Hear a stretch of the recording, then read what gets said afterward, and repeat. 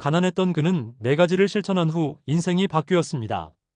서론 왜 똑같이 사는데 누구는 부자가 되고 누구는 가난할까? 우리는 종종 이런 말을 듣습니다. 부자는 부자로 태어나고 가난한 사람은 평생 가난하다. 돈은 돈을 부른다는데 가진 게 없는 나는 어떻게 부자가 될 수 있을까? 열심히 일하는데도 왜 통장 잔고는 그대로일까? 혹시 이런 생각을 해본 적 있으신가요?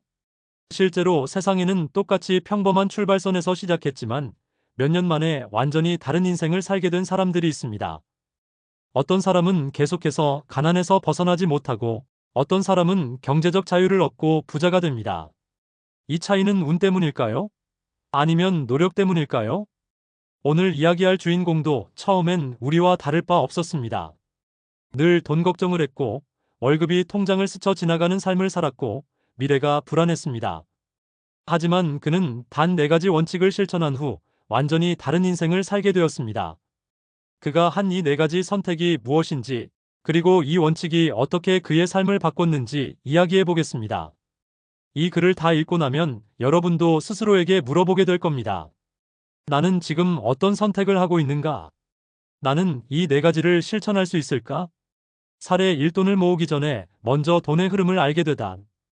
이 이야기는 30대 직장인 김민수 가명 씨의 이야기입니다. 그는 늘 돈이 없었습니다. 월급을 받아도 카드값을 갚고 나면 통장이 텅 비었습니다. 생활비를 줄여보려고 해도 식비와 교통비, 각종 공과금까지 빠져나가면 남는 돈이 없었습니다. 그는 고민했습니다. 이렇게 계속 살아도 괜찮은 걸까? 그러던 어느 날, 그는 돈을 잘 버는 한 선배와 대화를 나누게 되었습니다. 그 선배는 이렇게 말했습니다.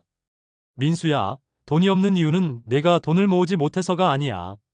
내 돈이 어디로 가는지 모르기 때문이야. 그 말이 충격적으로 다가왔습니다. 그리고 그는 결심했습니다. 내 돈이 어디로 가는지부터 알아보자. 첫 번째 실천 돈의 흐름을 철저히 기록하기 시작했다. 그는 다음과 같은 원칙을 세웠습니다. 매일 모든 지출을 기록했다. 커피 한 잔, 택시비까지. 한 달 동안 돈이 어디로 빠져나가는지 분석했다. 불필요한 지출을 줄이고 꼭 필요한 곳에만 돈을 쓰기로 했다. 처음엔 불편했습니다. 하지만 한 달이 지나자 놀라운 사실을 알게 되었습니다. 자신이 생각보다 불필요한 곳에 많은 돈을 쓰고 있었다는 것입니다. 그는 점점 불필요한 소비를 줄이고 남는 돈을 모을 수 있었습니다. 그리고 1년 뒤 그 돈으로 첫 번째 소액 투자를 시작할 수 있었습니다. 예전에는 돈을 모으고 싶어도 방법을 몰랐어요. 하지만 돈의 흐름을 이해하고 나니 이제는 제 돈이 어디로 가야 하는지 스스로 결정할 수 있게 되었어요. 가난에서 벗어나려면 돈을 모으기 전에 먼저 돈이 어디로 흐르는지부터 파악해야 한다. 사례 2 한 가지 수입원에 의존하는 삶을 버리다. 두 번째 사례는 월급 200만 원으로 살던 최상훈 가명 씨의 이야기입니다. 그는 대기업에 다니는 것도 아니었고 특별한 기술이 있는 것도 아니었습니다. 월급 200만 원으로 빠듯하게 살아가며 늘 돈 걱정을 했습니다. 이 월급으로 언제까지 살아야 할까? 회사를 그만두면 나는 어떻게 돈을 벌어야 하지? 그러던 어느 날 그는 퇴사한 한 동료와 연락을 하게 되었습니다. 그 동료는 퇴사 후에도 경제적으로 여유로웠습니다. 궁금했던 그는 물었습니다. 너는 회사도 안 다니는데 어떻게 돈을 벌고 있어? 그 동료는 웃으며 대답했습니다. 나는 회사 다닐 때부터 부업을 시작했어.